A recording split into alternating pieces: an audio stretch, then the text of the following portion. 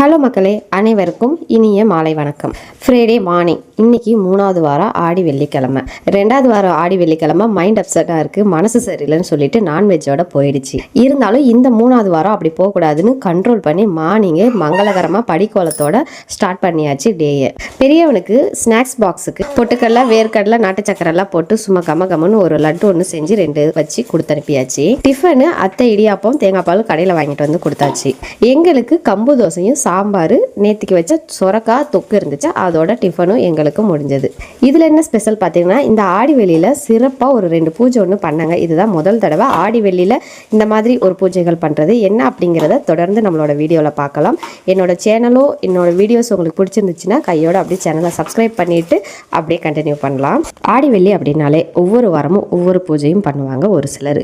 ஒரு நாளைக்கு திருவிளக்கு பூஜை, ஒரு நாளைக்கு கௌரி பூஜை, ஒரு வாரம் வந்து குலதெய்வத்துக்கு படையல் பண்ணுறது, ஒரு வாரம் வந்து மாரியம்மனுக்கு கூழ் ஊற்றுறது, இந்த மாதிரி. ஆனால் எங்கள் வீட்டில் இந்த மாதிரியான எந்த ஒரு வழக்கங்களும் கிடையாது. அதில் மிக முக்கியமானது வரலட்சுமி பண்டிகை. அந்த வரலட்சுமி பண்டிகை மட்டும் இப்போ ஆஃப்டர் மேரேஜுக்கு அப்புறம் கற்றுக்கிட்ட வருஷம் பண்ணுற ஒரு பூஜை. மற்ற இதுக்கு முன்னாடி சொன்ன பூஜைகள் எதுவுமே பண்ணுறது இல்லை. இருந்தாலும் ஒவ்வொரு வெள்ளியும் இல்லைனாலும் மாதத்துக்கு ஒரு வெள்ளியாவது கல் உப்பு, மஞ்சத்தூள் இது மட்டும் வாங்கிட்டு வந்து வச்சுருவேன். நேற்றுக்கு ஆகஸ்ட் 1 சரின்னு சொல்லிட்டு கல் உப்பு, மஞ்சள், ஈவினிங் விளக்கு பூஜை இருக்குது, அதனால் அதுக்கு வேணுங்கிற அளவுக்கு நெய்யும் வாங்கிட்டு வந்தாச்சு. வாங்கிட்டு வந்த கையோட கல் உப்பு ஜாடியில் போட்டு ரொப்பி வச்சாச்சு. லாஸ்ட் வீக் என்னதான் நான்வெஜ்ஜோட போயிருந்தாலும் இந்த வீக் ஏதாவது பூஜை பண்ணணும்னு தோணுச்சு. அதுலேயும் மனசு ஃபுல்லாக குலதெய்வத்துக்கு ஏதாவது ஒரு வழிபாடு பண்ணணும்னு.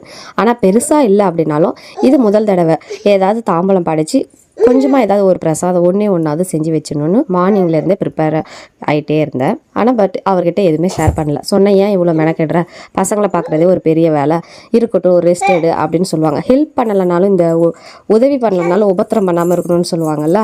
ஆனால் இங்கே வீட்டில் அந்த மாதிரி தான் ஆகும். ஹெல்ப்பு கிடையாது, ஆனால் செய்ய வேண்டாம், ஆனால் அது நான் உன்னோட ஹெல்த்துக்காக உனக்காக தான் சொல்கிறேன் அப்படின்னு சொல்லிடுவாங்க. வீட்டில் எல்லா சுபகாரியங்கள் நடக்கணும், நம்ம நினச்சதெல்லாம் நடக்கணும், காரிய தடைகள் எதுவுமே இருக்கக்கூடாது.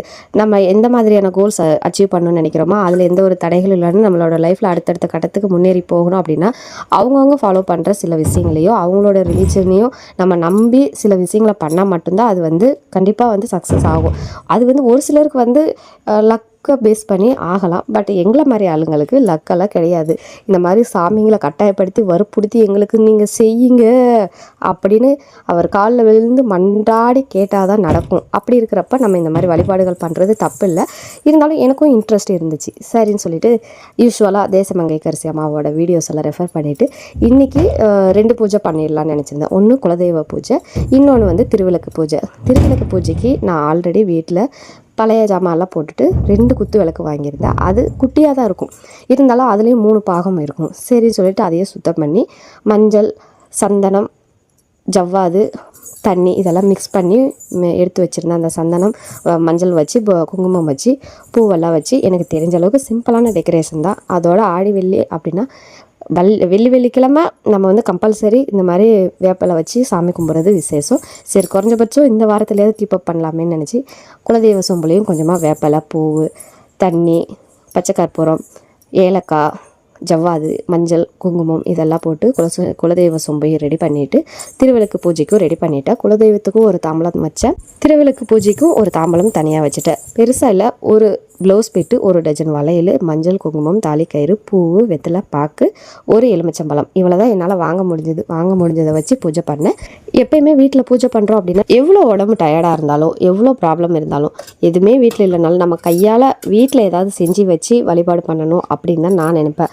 அதனாலேயே வீட்டில் இருந்த அரிசி, வெல்லம், நெய், ஏலக்காய் இதை மட்டும் போட்டு சக்கரை பொங்கல் செஞ்சு குலதெய்வத்துக்கும் திருவிளக்கு பூஜையிலையும் படைச்சி சாமி கும்பிட்டேன். திருவிளக்கு பூஜைனா ரொம்ப எளிமையான முறை. தேசமங்கைக்கரசி அம்மாவோட வீடியோவை ரெஃபர் பண்ணி அவங்க பண்ண மாதிரியே அப்படியே பண்ணிட்டேன். இருந்தாலும் அவங்க பண்ண மாதிரி ஃபுல்லாக அப்படியே பண்ணேன்னு சொல்ல முடியாது, சில மிஸ்டேக்ஸுங்கள் இருக்க தான் செஞ்சுருக்கும். இருந்தாலும் அவங்க சொன்ன மாதிரி தான் ஓரளவு ஃபாலோ பண்ணியிருந்தேன். சக்கரை பொங்கல் படைச்சிட்டு அதுக்கு முன்னாடி வந்து குங்குமம் அர்ச்சனை பண்ணி 108 திருவிளக்கு போற்றிகள் சொல்லி அர்ச்சனை, பூவு, குங்குமம் இந்த 3 பொருட்களை வச்சு அர்ச்சனை பண்ணி போற்றி 108 திருவிளக்கு போற்றி சொல்லியிருந்தேன். அதுக்கு முன்னாடியே மஞ்சள் விநாயகர் வச்சு அவருக்கும் கொஞ்சமாக பொங்கல் படைச்சிட்டு குலதெய்வத்துக்கும் பொங்கல் படைச்சிட்டு தாம்பலம் படைச்சி ஃபைனலாக வந்து சிறப்பாக ரொம்ப சைலண்ட்டாக திருப்தியாக திருவிளக்கு பூஜையும் குலதெய்வ பூஜையும் நேத்திக்கு 3வது வெள்ளிக்கிழமை அதுவுமா சூப்பராக பண்ணிட்டேன். இதில் நிறைய குறைகள் இருந்திருக்கலாம், இருந்தாலும் மனசுக்கு என்னமோ நிறைவாக தான் பண்ணேன். மார்னிங்லேருந்து இதெல்லாம் ப்ரிப்பரேஷன் வீடியோ எடுக்கணும்னு நினச்சேன், ஆனால் குழந்தைங்கள வச்சுட்டு எடுக்க முடியல. சரி இதெல்லாம் பூஜை பண்ணுற அந்த குழந்தைய வச்சுக்கிட்டே பசங்களை வச்சுக்கிட்டே தான் ஆஃப்டர்நூனுக்கு மேலே எல்லா ப்ரிப்ரேஷனும் போச்சு. பூஜை பண்ணுறப்ப மட்டும் பெரியவனை டான்ஸ் கிளாஸ்க்கு அனுப்பிட்டு சின்னவனை அத்தைக்கிட்ட கொடுத்துட்டேன். சாலிடாக இது எல்லாமே பூஜை பண்ணி முடிக்க எனக்கு 1 hour ஆச்சு. மார்னிங் தாமரைப்பூ போட்ட படிக்கோலம் சூப்பராக போட்டாச்சு. ஈவினிங்க்கு வந்து ரொம்ப ஒரு 1.5 years கழித்து உருளியெல்லாம் ரெடி பண்ணி வாசலில் வச்சு நிலைவாசல்லையும் வேப்பலை சாத்தி மஞ்சள் குங்குமம் எல்லாம் ஆல்ரெடி ஆஃப்டர்நூனே வச்சுட்டேன்.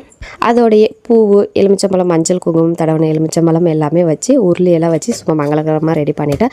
அந்த கிளிப்பிங்ஸை எடுக்க முடியல.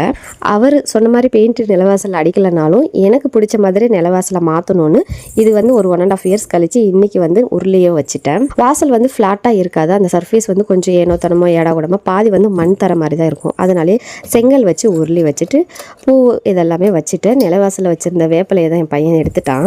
சந்தோஷமாக இருக்கிறப்பெல்லாம் எப்படி கோயிலுக்கு போகிறோமோ அதே மாதிரி கஷ்டங்கள் வரப்பவும் சாமியை தேடி கண்டிப்பாக கும்பிடணும். ஒவ்வொரு வழிபாடுகளையும் நம்மளால் முடிஞ்ச வரைக்கும் தட்டாமல் தவறாமல் செஞ்சோம் அப்படின்னா ஏதாவது ஒரு வழிபாடு கடவுளுக்கு கண்டிப்பாக போய் சேரும்.